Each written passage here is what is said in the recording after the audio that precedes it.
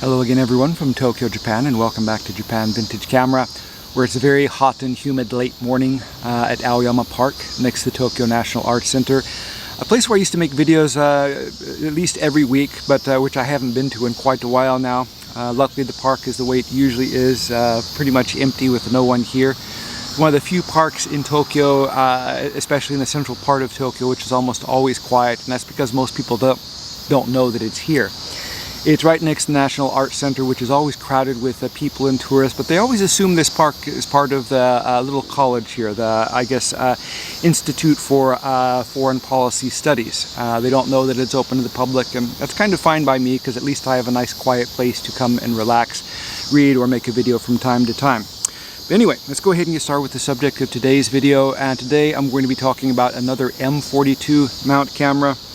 And for those of you who don't know what M42 mount means, that's a camera which has the old M42 screw mount lens system, which was introduced in the late 1950s, mid to late 1950s, and was used by a variety of different makers. This particular camera is the Petri MF-1, and this camera is said to be the smallest M42 mount camera and the lightest. So for those of you who have a selection or collection of M42 mount lenses and you want a later model camera with a more sophisticated metering system, which is also light and compact, this camera would be a great choice for you. This camera was released in 1977, about a year after the Cosina camera, which I most recently reviewed, and it happens to be the year that Petri went bankrupt.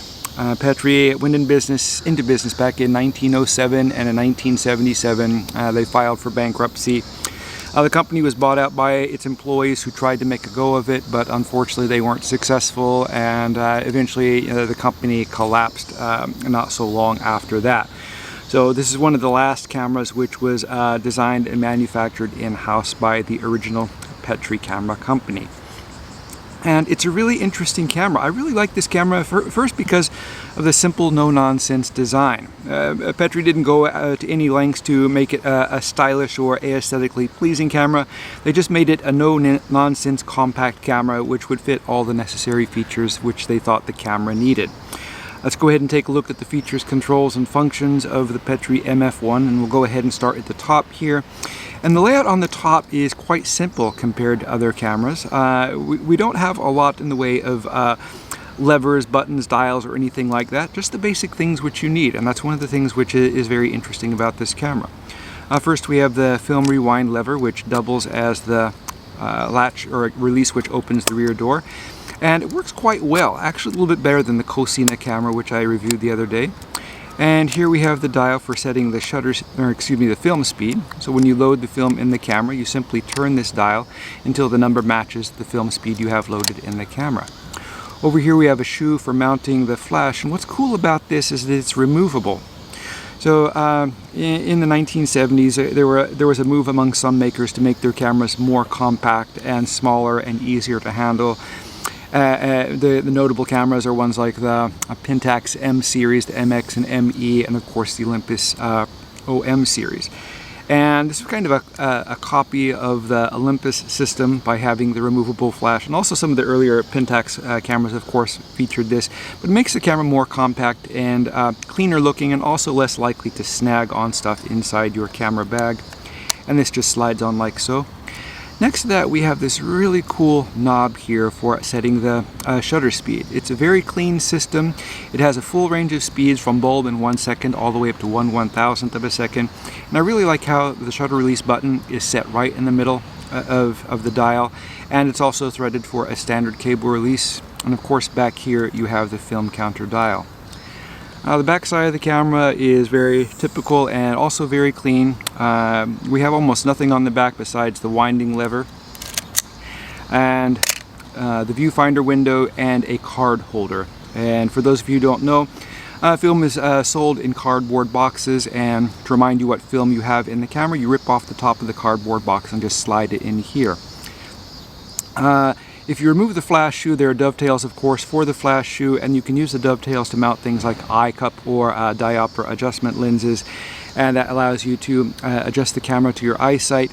The viewfinder is quite bright and large in this camera. By the late 1970s, focusing screens and things like that had been made much brighter to make it easier to focus, and also make it easier for people who wore eyeglasses to use the camera, so you don't have to get quite so close to this. And of course, with being able to use diopter adjustment lenses, you could just take off your glasses and focus through the camera quite easily.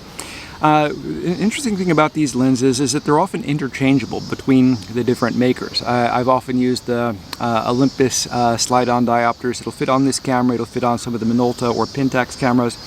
They're close enough to where they work. You don't have to use a particular brand on any particular camera. I use these when I'm making adjustments to the camera to make sure that I have, I'm seeing the focusing screen perfectly clearly. It's a great feature, and pretty much the only option if you have these earlier cameras which don't have like a diopter adjustment dial on them.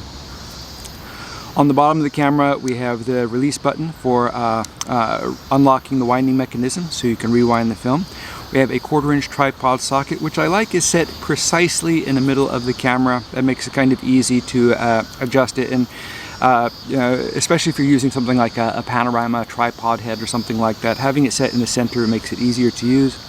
And here we have the battery cap, and this camera uses an ordinary LR44 or SR44 battery.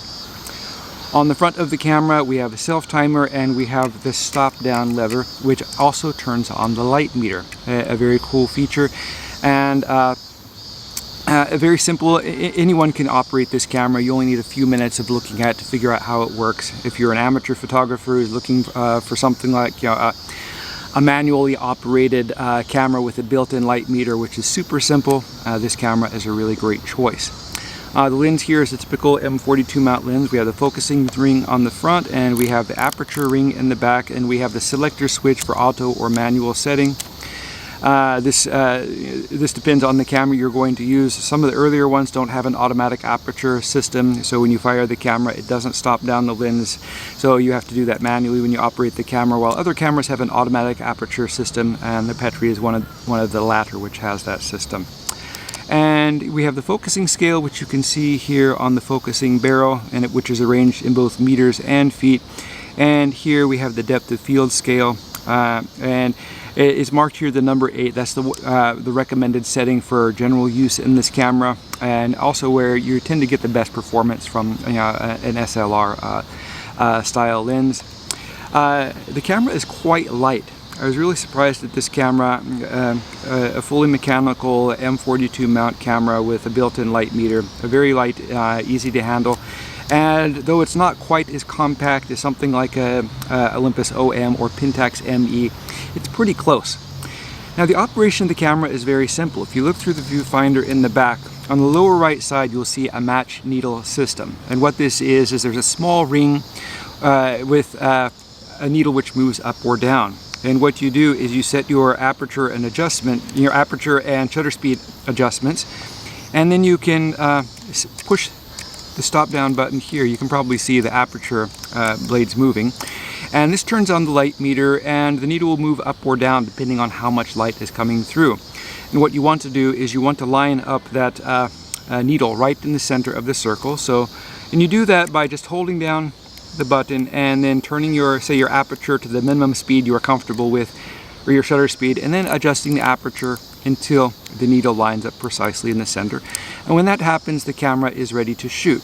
And then you can release this. That opens up the aperture, and you have a nice, full, bright image to focus at. This system is probably a little bit superior to the Cosina, which I reviewed recently, because when you push down on the shutter button there, it stops down the lens and it stays stopped down until you fire the shutter. Whereas this one here, when you release it, your image, the focusing screen brightens up again, and you get a very clear view of what you're shooting at, allowing you to make a little bit more precise focus and maybe a little bit more precise composition. It's a really cool system, and yeah, it works. I don't come across a lot of these cameras.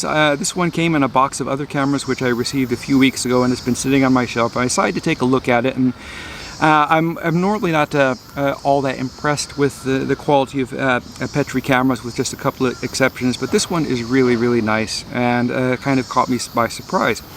And I decided to see if I could find a few more of these. So I kind of searched around here on the local websites and shops in Japan, and surprisingly I can't find any of them. This is kind of the only one which is around at the moment. And you know, hopefully I'll try to track down more of these in the future and try to list them in my online stores, because I think that these would be a popular camera with people who want a really high quality, simple, compact, lightweight M42 mount camera. But anyway, I've got to get back home. I've got my daughter and her cousins running around being crazy, and I don't want them to make too much of a mess while I'm gone. I'll be listing this video or this camera for sale shortly in my Etsy store, so if you'd like to buy this camera, please check out the links to my store. I'll post links to both my stores in the description below the video.